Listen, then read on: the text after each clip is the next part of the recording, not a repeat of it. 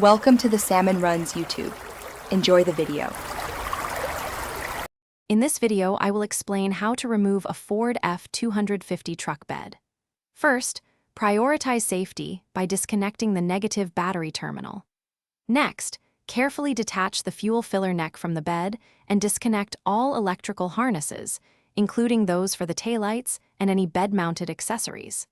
Finally, remove the tailgate and both taillight assemblies to prevent damage during the lifting process. This crucial preparation ensures a smooth and safe removal. Now, let's focus on detaching the bed from the frame. You will need to locate and remove the 8 main bed mounting bolts. These are usually found along the frame rails, with 4 on each side.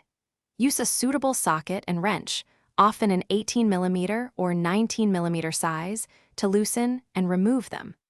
Double-check for any additional hidden fasteners or clips that might still be securing the bed.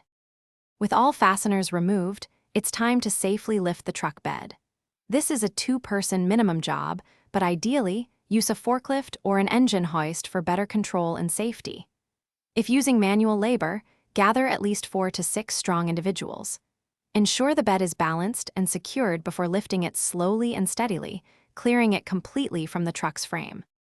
Once the bed is successfully removed, carefully move it to a secure, level storage area where it won't be damaged.